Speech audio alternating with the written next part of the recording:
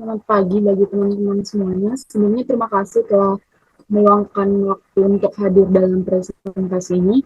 Di kesempatan kali ini, kelompok 10 akan menjelaskan materi tentang masyarakat masyarakat Syiah di Indonesia antara pembauran sosial dan perlindungan negara. Sebelumnya perkenalkan, nama saya Yulisari Olivia Manhuruk dengan NIM 230901057 dan rekan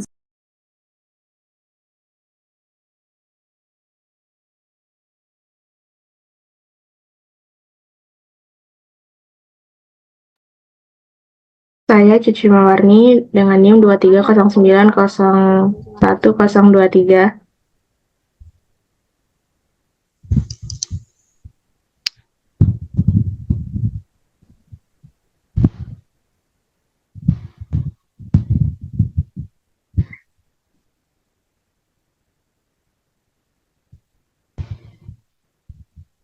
Perkenalkan, nama saya Atia Putri Rahman Simanulang dengan NIM 230901015.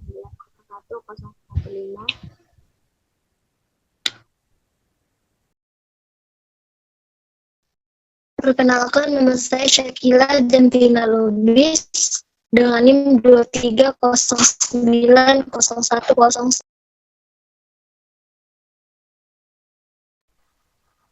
Sebelum menjelaskan tentang materi hari ini, kita perlu mengetahui bahwa SIA menjadi perhatian khusus, terutama terhadap konflik di Indonesia yang setelah ratusan tahun hidup bersama. Saat ini perlakuan terhadap Syiah sudah dicap oleh banyak kalangan pada bentuk pelanggaran terhadap prinsip kebebasan beragama. Padahal budaya Syiah sudah menjadi bagian dari tradisi keagamaan di Indonesia. Pada umumnya tidak bisa dipungkiri Syiah telah banyak memberikan warna keagamaan di Indonesia, ritual dan tradisi yang mempunyai pengaruh yang mendalam di kalangan komunitas Islam Indonesia, bukan saja di kalangan Syiah sendiri, tetapi juga di kalangan Sunni. Satu-satunya adalah uh, praktik perayaan 10 Muharram yang biasa dirayakan oleh pengikut Syiah untuk memperingati terbunuhnya Husain bin Ali.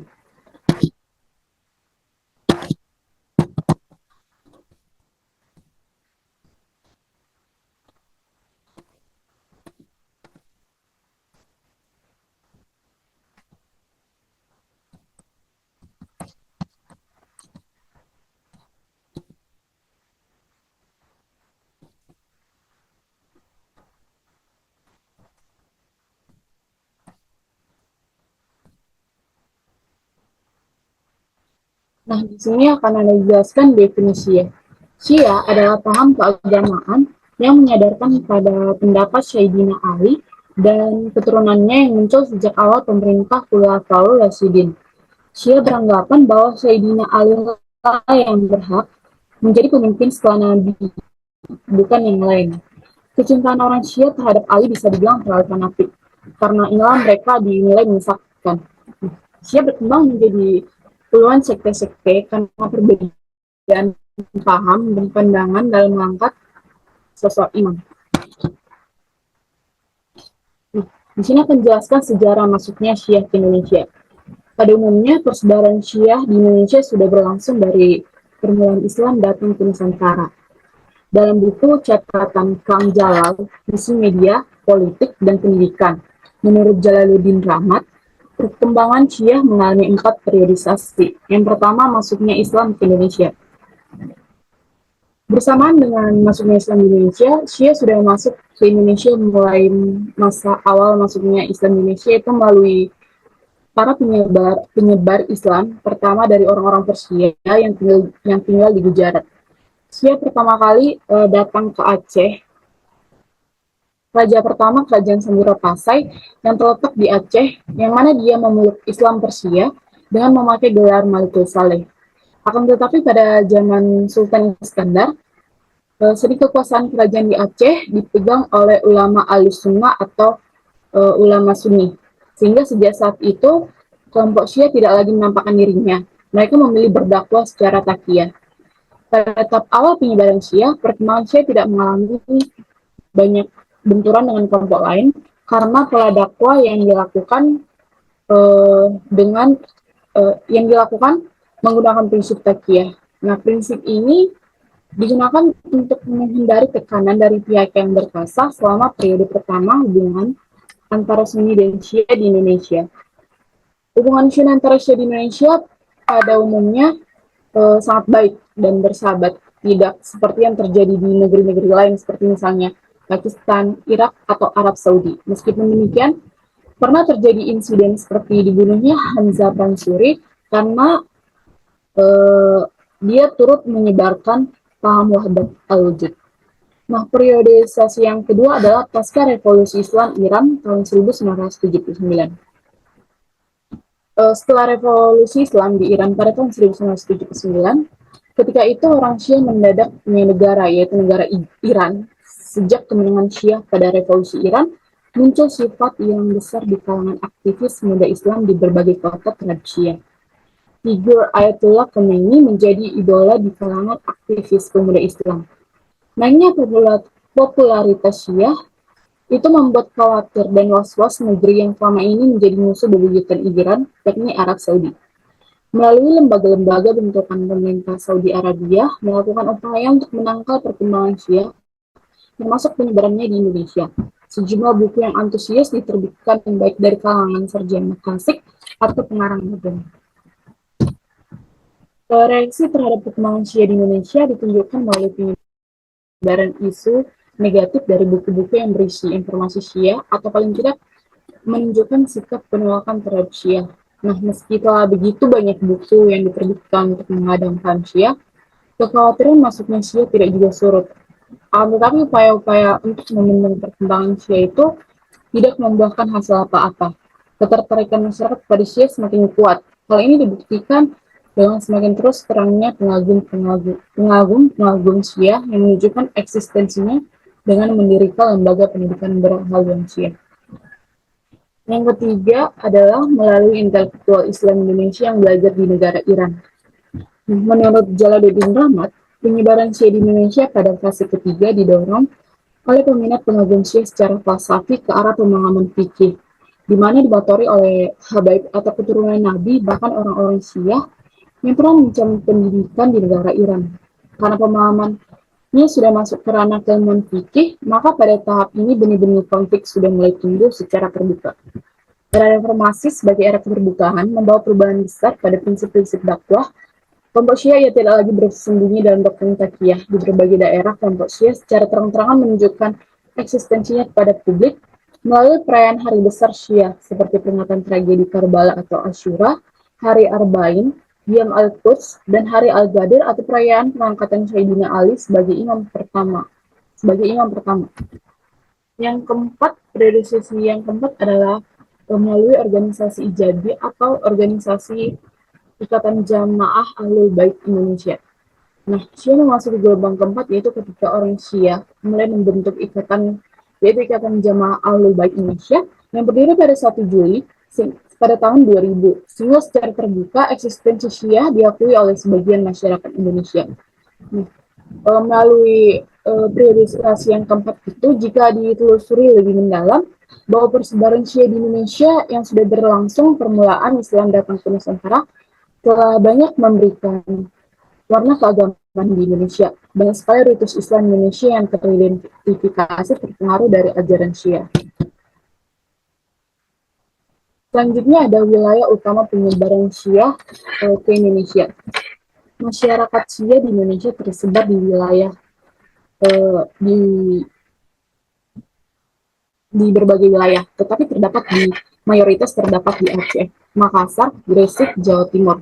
Nah, di Aceh memiliki sejarah yang panjang dengan Syiah, dengan raja pertama kerajaan Samudra Pasai, Marasilu, yang memeluk Islam versus Syiah. Yang kedua ada di Makassar, di mana Makassar ini memiliki populasi pengikut Syiah lebih dari 2.000 orang, dengan keberadaan organisasi dan yayasan Syiah yang aktif.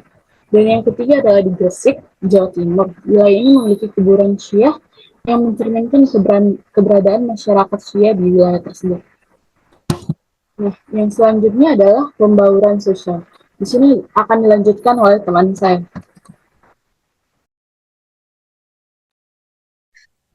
Di sini saya akan membahas tentang pembauran sosial. Yang pertama itu ada interaksi Syiah dengan kelompok lain. Pengikut Syiah dan Sunni berinteraksi layaknya masyarakat pada umumnya. Syiah dan Sunni hanya sebuah seragam dan pada hakikatnya kedua adalah sama. Banyak kegiatan yang pernah diselenggarakan secara bersama-sama seperti Maulid Nabi, Isra Mi'raj, Arba'in, dan kegiatan keagamaan lainnya. Ketika kaum Sunni mengadakan sebuah acara, maka kaum Syiah akan diberi surat undangan, baik surat yang berisi permintaan untuk menjadi panitia maupun sebagai undangan dalam kegiatan. Begitu sebaliknya, apabila kaum Syiah tersebut akan menyelenggarakan sebuah kegiatan.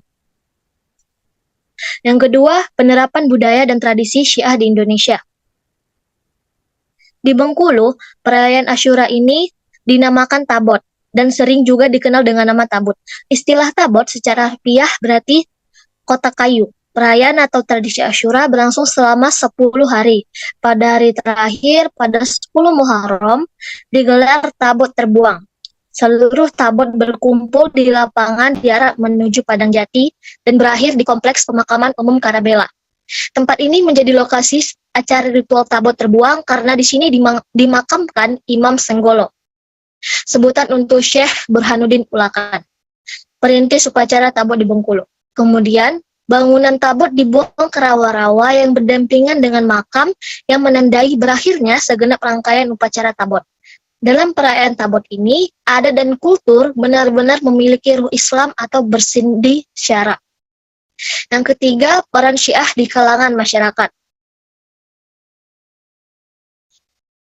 Kontribusi masyarakat Syiah dalam berbagai bidang seperti pendidikan, ekonomi, dan sosial. Yang pertama itu ada pendidikan.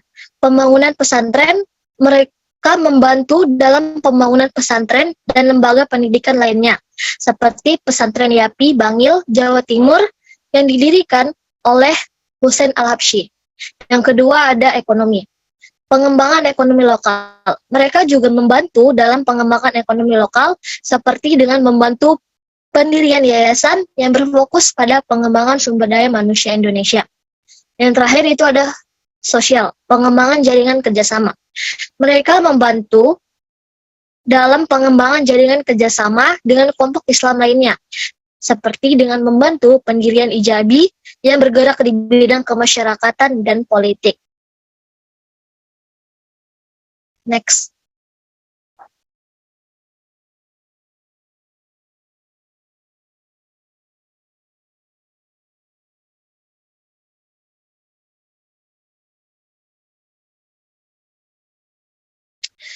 Selanjutnya ada tantangan sosial dan diskriminasi. Kasus diskriminasi dan intoleransi terhadap masyarakat Syiah. Konflik yang mengatasnamakan agama seakan-akan sudah menjadi hal yang biasa untuk didengar. Kasus demi kasus, silih berganti dengan menampakkan wajah yang berbeda satu sama lain. Semua dilatar belakangi oleh sikap eksklusivisme para pemeluk agama terhadap ajarannya. Para pemeluk agama, salah satu contoh dari sekian banyak kasus yang pernah terjadi di Indonesia adalah kasus konflik Sunni Syiah di Sampang, Madura, yang terjadi pada tanggal 26 Agustus 2012.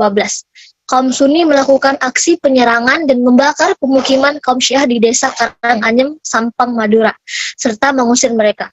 Awalnya kasus ini dilatar belakangi oleh konflik warga, namun dalam perkembangannya konflik ini bertumpah tindih dengan persoalan politik dan kesalahpahaman terkait keyakinan dan praktik keagamaan yang diyakini oleh kaum Syiah. Yang terakhir adalah stigma sosial. Persepsi masyarakat umum terhadap Syiah adalah masyarakat umum menilai Syiah di dalamnya tidak mampu menyerap dan beradaptasi dengan prinsip-prinsip budaya dan etika lokal. Justru yang terjadi adalah penegasan dan perlawanan terhadap keyakinan masyarakat setempat.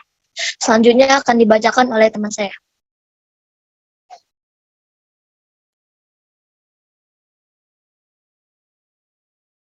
Baik, saya akan membawakan tentang perlindungan negara dan respon negara.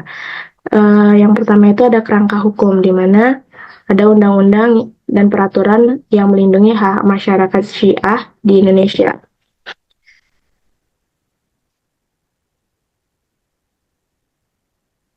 yaitu yang pertama itu Undang-Undang Dasar 1945 pada pasal 28E ayat 1. Setiap orang bebas memeluk agama dan beribadah menurut agamanya. Dan pasal 28 ayat 1 28I ayat 1, hak untuk hidup, hak untuk tidak disiksa, hak kemerdekaan, pikiran dan hati nurani, hak beragama, hak untuk tidak diperbudak, hak untuk diakui sebagai pribadi di hadapan hukum, dan hak untuk tidak dituntut atas dasar hukum yang berlaku. Surat adalah hak asasi manusia yang tidak dapat dikurangi dalam keadaan apapun. Tapi kenyataannya pada lapangan sekarang itu negara tidak mendukung atas hak-hak masyarakat Syiah. Yang kedua itu ada upaya pemerintah, di mana pemerintah itu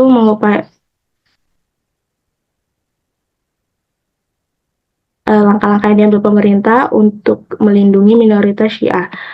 Yang pertama itu adalah mediasi konflik. Pemerintah seringkali menggunakan pendekatan mediasi untuk menyelesaikan konflik antara komunitas mayoritas dan minoritas Syiah.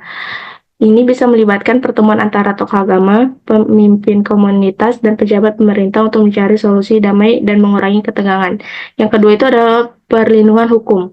Penegakan hukum yang tegas terhadap tindakan diskriminasi, kekerasan, atau intimidasi terhadap minoritas Syiah. Pemerintah dapat memperlakukan undang-undang yang melarang segala bentuk diskriminasi berbasis agama dan memastikan bahwa pelaku kekerasan atau intoleransi dihukum sesuai dengan hukum yang berlaku. Yang ketiga itu adalah kampanye toleransi beragama. Program-program edukasi dan kampanye publik untuk meningkatkan kesadaran akan pentingnya toleransi beragama.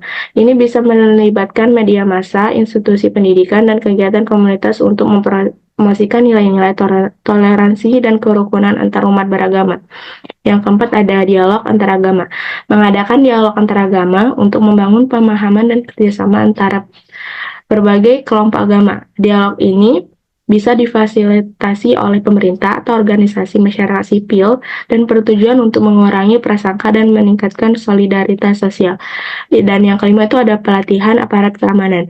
Memberikan pelatihan khusus kepada aparat keamanan tentang cara menangani konflik berbasis agama dan melindungi hak-hak minoritas. Ini termasuk berbagai interaksi dengan komunitas ya dengan cara menghormati hak asasi manusia dan prinsip-prinsip kebebasan beragama. Selanjutnya itu ada penyediaan fasilitas keagamaan. Memastikan bahwa komunitas Syiah memiliki akses yang adil terhadap fasilitas keagamaan, seperti masjid, tempat pendidikan, dan tempat pemakaman. Pemerintah dapat membantu dengan menyediakan lahan atau mendukung pembangunan fasilitas-fasilitas tersebut.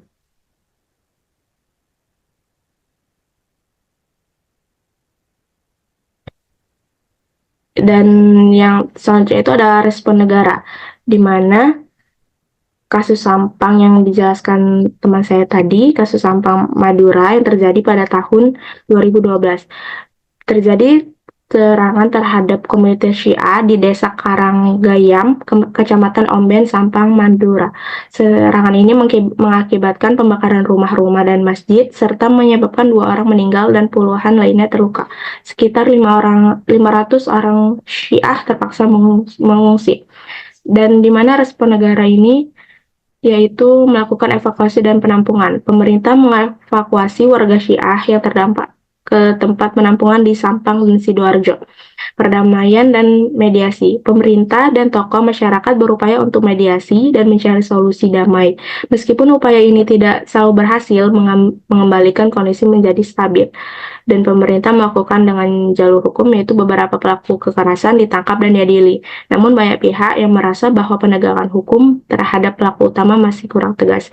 Selanjutnya ada evaluasi kebijakan, di mana dalam konteks pembangunan sosial dan perlindungan negara, penyelenggara negara sebaiknya mencegah jatuhnya pers pada mekanisme industri. Pers harus memiliki ideologi sendiri yang tidak didikte oleh pasar. Independensi pers seharusnya berjalan di atas kepentingan pengejawatan amanat konstitusi tersebut di atas. Hanya dengan cara demikianlah kampung besar Indonesia dapat menjadi hunian yang menyenangkan dan menyelamatkan bagi warganya tanpa terkecuali. Sekian dari penjelasan dari saya kembalikan ke moderator.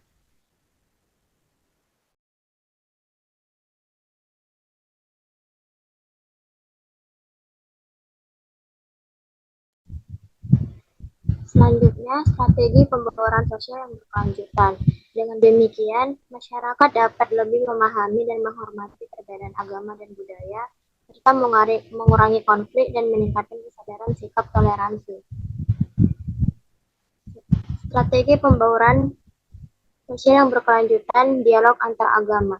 Dialog antar agama adalah percakapan atau pertukaran ide dan pandangan antara orang-orang dari berbagai agama dengan tujuan untuk saling memahami, menghormati, dan membangun hubungan-hubungan yang lebih baik.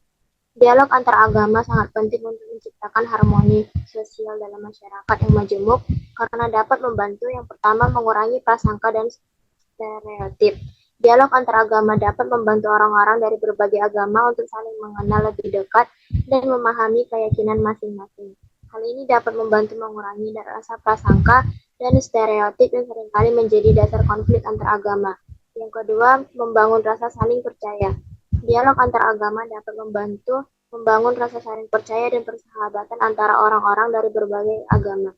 Hal ini dapat menciptakan landasan yang kuat untuk kerjasama dan kolaborasi dalam berbagai bidang.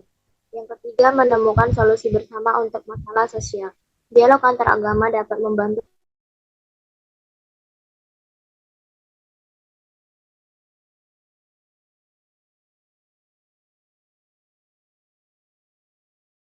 kehidupan masyarakat.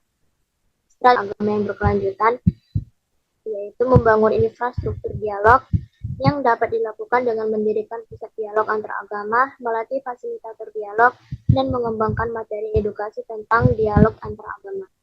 Selanjutnya, melibatkan berbagai pihak. Dialog antar agama harus melibatkan berbagai pihak termasuk pemimpin agama, akademisi, pemuda, dan masyarakat umum.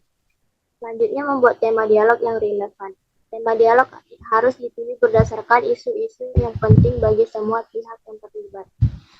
Menciptakan suasana yang aman dan kondusif yang dilakukan dalam suasana yang aman, di semua pihak merasa nyaman dan berpartisipasi. Memanfaatkan teknologi yang digunakan untuk memperluas jangkauan dialog antar agama dan menghubungkan orang-orang dari berbagai belahan dunia. Yang kedua, peran pendidikan. Peran media dalam membangun narasi positif tentang komunitas Syiah. Media memainkan peran yang kuat dan membentuk persepsi dan narasi publik. Dalam kasus komunitas Syiah yang sering mengalami misrepresentasi, stereotip, dan diskriminasi, media dapat menjadi alat untuk membangun narasi positif dan mendorong pemahaman. Tantangan yang dihadapi komunitas Syiah. Muslim Syiah yang mewakili 15-20% populasi Muslim global secara historis menghadapi prasangka dan marginalisasi di banyak belahan dunia. Marginalisasi ini seringkali berakar pada kesalahpahaman, misinformasi, dan konflik sektarian. Media dapat memainkan peran penting dalam mengatasi tantangan-tantangan ini dan mempromosikan narasi positif tentang komunitas Syiah dengan yang satu, pemberian yang akurat dan seimbang. Media harus berusaha untuk memberikan pemberitaan yang akurat dan seimbang mengenai komunitas Syiah, menghindari sensasionalisme bias atau melenggangkan stereotip. Yang kedua, menyoroti kontribusi Syiah. Media dapat menampilkan kontribusi positif individu dan komunitas Syiah kepada masyarakat di berbagai bidang seperti seni, sains, sastra, dan aktivisme sosial. Yang ketiga, mempromosikan dialog antar agama. Media dapat memfasilitasi dialog dan pemahaman antar agama dengan mempertemukan perwakilan Syiah dan non-Syiah untuk mendiskusikan nilai-nilai bersama dan landasan bersama. Yang keempat, melawan misinformasi dan stereotip negatif. Media dapat secara aktif menentang informasi dan stereotip negatif tentang komunitas Syiah dengan mempromosikan informasi yang berdasarkan fakta dan objektif. Dan yang terakhir, mendukung keberagaman dan inklusi. Media dapat mempromosikan keberagaman dan inklusi dengan menyoroti kekayaan warisan budaya dan tradisi komunitas Syiah.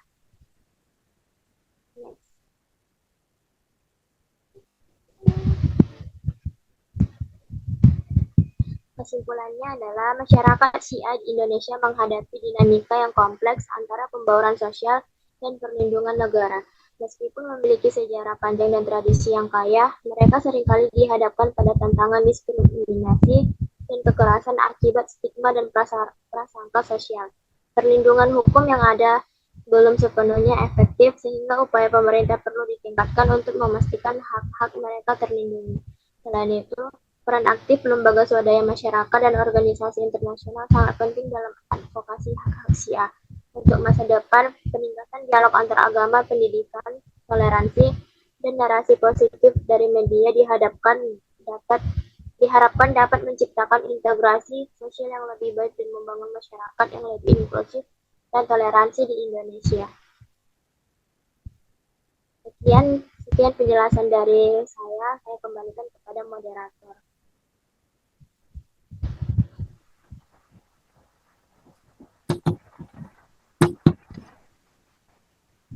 Sekian hasil diskusi dari kelompok 10 tentang materi masyarakat Syiah di Indonesia antara pembauran sosial dan perlindungan negara. Kami ucapkan terima kasih, semoga materi yang disampaikan bermanfaat dan dapat kita terapkan dalam kehidupan sehari-hari. Sekian dari saya dan teman-teman saya, terima kasih.